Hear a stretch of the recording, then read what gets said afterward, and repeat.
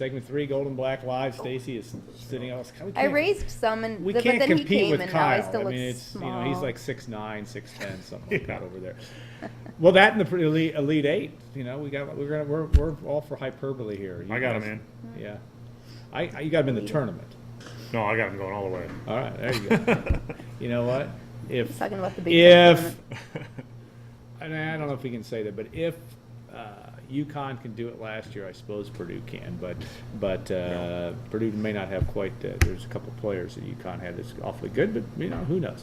All right, spring football, and it started. Purdue's had 3 practices. They will now be off for the next 8 or 10 days as spring break comes to the Boilermaker campus. But all right, I ask you a story of the week, story of the 3 days. Yes. What would be the story of the 3 days, Stacy? I'll let you start. I think that a lot of people probably want to talk about the quarterbacks, and we will. But to me, the thing that really stuck out was just the tempo and the pace that they practiced with this week.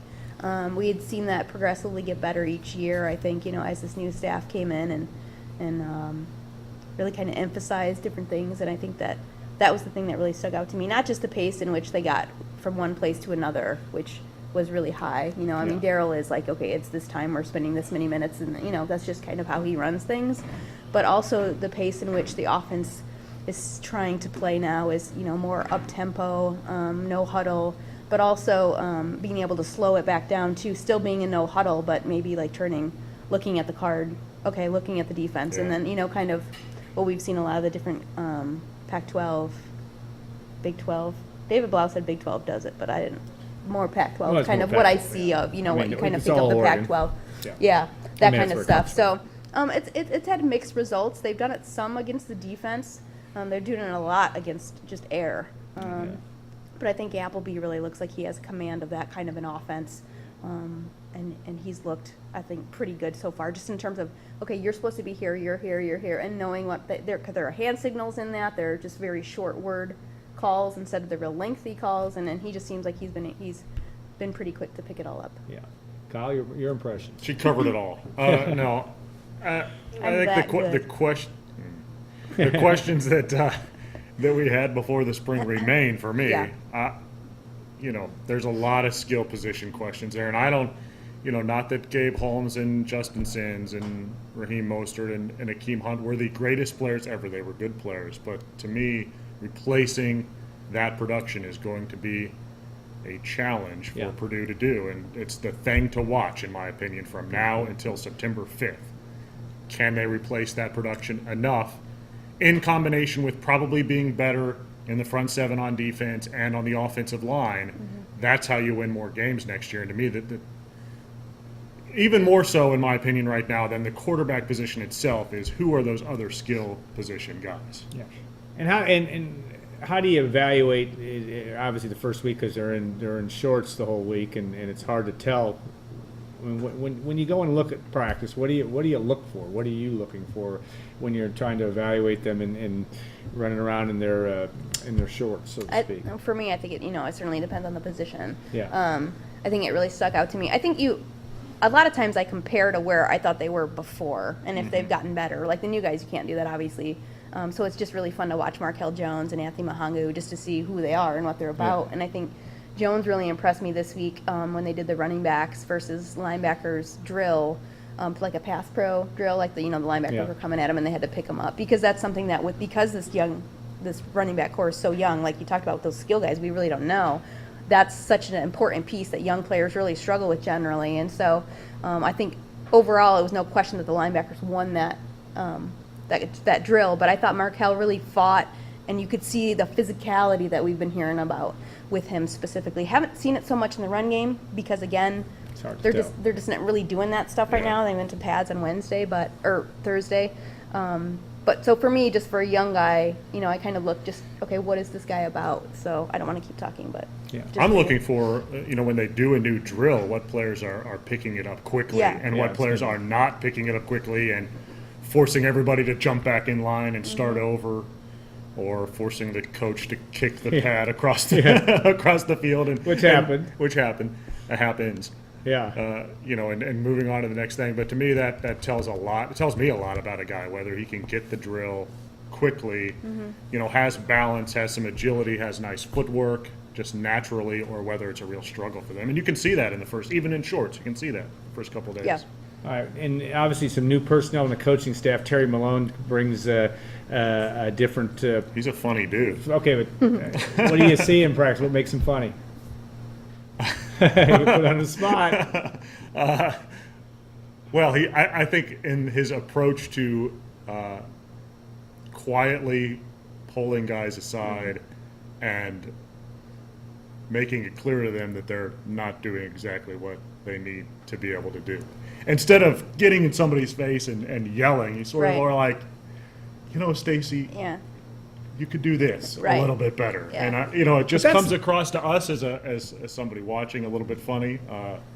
To the players, it probably gets their attention a little bit better maybe, or in a different way than just screaming Yeah, at them. he doesn't. We haven't heard him. I haven't heard him raise his voice. I mean, I don't think No, you have I- either. And they have this new period now where they, dang it, what's it called? The 2-minute thing that they do between the walkthrough and the start of practice, where the coach kind of riles them up.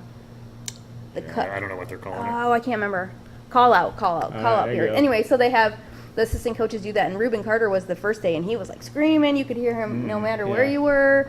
And then Malone did it on Thursday, and you literally, those guys had to be so tight in that huddle just to like even hear what he was trying to fire him up about. And I didn't think they probably got very fired up. Well, quiet guy. it's interesting because it is interesting to watch the personalities of the different guys, and yet the second decade of the 21st century, that may be the Terry Malone way, is kind of the way a lot of coaches do things anymore, which is maybe a little with the opposite of what you're used to in the world of football. All right, names of guys that you might not expect. Pull me out 2 or 3. I talked about one off the air, but Keith Byers. I like Keith Byers, and I didn't think I would have said that Okay. before. because this is spring what started. spring ball is all about too, is learning the new names. That's Yeah. the fun of this, Yeah. is to be able to see who might Well, emerge. I don't know if Keith Byers is going to be get snaps or certainly be the starter, but it is surprising to me that he has rotated in with the first team some. They've sort of rotated Keontae Green and probably David Yancey and DJ Knox the most, though Keith has gotten in there a little bit, I think, and that's been surprising to me. I think Trey Hart has held on to the ball There and you go. looked good doing it with the second team.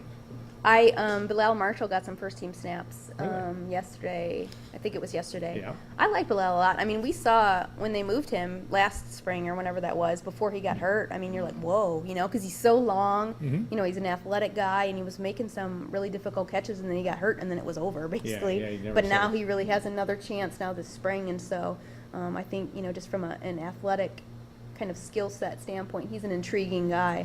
I don't know if he knows the offense at all, but he's been catching some balls, so.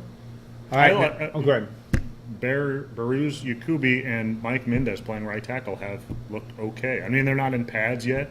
And those are two really young guys, so I wouldn't figure them in maybe playing right away in the fall because Purdue's got some veterans there. But Right. they move like you would hope that an offensive tackle moves. But they may need some help, depending on how those injuries Right. heal, so to speak. It could be a big issue from that standpoint. All right, now on to the quarterbacks, and what have we seen so far? I'll let We Kyle agree. start first. We Okay, agree. all right. Oh, well, I mean, she can say it if she wants. Austin Appleby's been better than the other two guys. It's pretty clear. I mean, just in command and accuracy, leadership. He doesn't throw the prettiest ball. I mean, I think we'd agree to that. I don't know, maybe she won't, but he doesn't throw the prettiest football, but he's the most in charge, it feels like. And Etling has thrown some interceptions here early on, and Blau's inexperienced Yeah. and just doesn't seem to me to have the same presence as Appleby right now. And through the first 3 days, is it clear? It is nearing clear that he's in front of the other guys. Well, and I think it'll be interesting. So, what they did this week rotation-wise, which each of those guys got a day with the ones, and then each got a day with the twos, each got a day with the threes. So you were able to see that, they were on equal footing from that perspective, at least, being able to work with each of those teams. And Appleby was good with all of them, which I always like the third team. You're like, well, should you be really good because you're with the third team, Yeah. or you should be, you're going against a defense that's not very good, but Yeah. the guys you have aren't, just by nature that as good either. So, but then next week what they'll do is they'll rotate them within practices, or the next when they come back next. Then 2 weeks is Yeah. what I meant.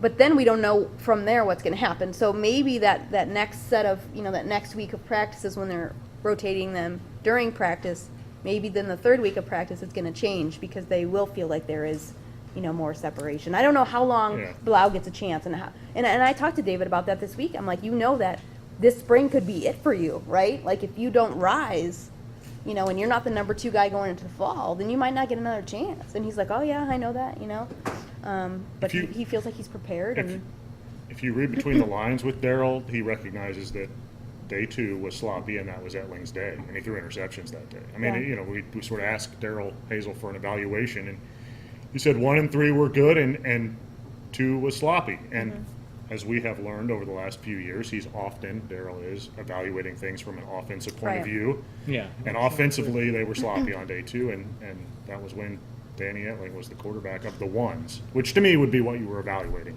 for the most part. Yeah. Your one offense. I would agree. It's interesting too, and we got just a couple minutes left on this, but in terms of spring practice, this whole 10-day hiatus, then you kind of come and start back over again. I know they haven't been in pads yet, so that's an interesting. We've seen this dynamic last year, and we saw it certainly 2 or 3 years under Danny Hope, just because of the way the schedule plays out and when they want to have their spring game, which this year is on April the 18th. But is that any not a factor because there's nothing you can do about it, but is there a chance for a reload, or is this really just a walkthrough time? I mean, how much true evaluation can you get done if you're a coaching staff? What do you really play into this week? Well, I think you absolutely. This is a huge spring from an evaluation perspective because of a lot of things that Kyle said. About those, especially offensive skill position guys. You have to find guys this spring. Yeah. You can't wait till fall, and Well, they're not I getting meant a from lot the of first help. week to now having the first week over, and then you're off for 10 days and you come back. I mean, how much stock can you place in a week of outside of what you've talked about, getting in the right place at the right time and Yeah. showing the I think intangibles? there's some separation. I think this will be a good week for the coaches to be able to go back and look at the film and maybe see if there's some separation in spots or individual guys that they want to look at here over the next 12 practices more than sort of spreading things out over these first 3. Appleby being a case in point, maybe those running backs being another. I think from the players' perspective, I don't know if the break matters much to them. They're going to go away and then come back. Yeah. But from Yeah. a coaching perspective, I think it could be helpful. Yeah, it's going to be interesting to see. There is going to be a lot of competition here as we break this down for the next 3+ weeks. 3+ weeks after spring break, heading into the spring game. Any other on the defensive side of the ball? And again, somewhat hard to evaluate, but you both have had comments about that a little bit. What have you seen? At defensive end, I'm not. I know Purdue's trying to do some things with having Greg Hudson coach that position in particular, but I'm on the fence about how much better Purdue's going to be at defensive end than they were last year, and I didn't think they were particularly great last year. I thought Ryan Russell played better than his numbers probably indicate. Purdue, though, needs pass rushers, at least one pass rusher at defensive end or rush end. And I don't know. We'll see. That's the big. That and safety on defense are the 2 big questions, and she can probably speak to safety. But to me, defensive end, I don't know. I like Jalen Robinson. But he's really raw still, I think, and has a long way to go just in some of that technical stuff. I think he can go out there and push guys around and get leverage and things, but from a technique point of view, I don't think it's always there.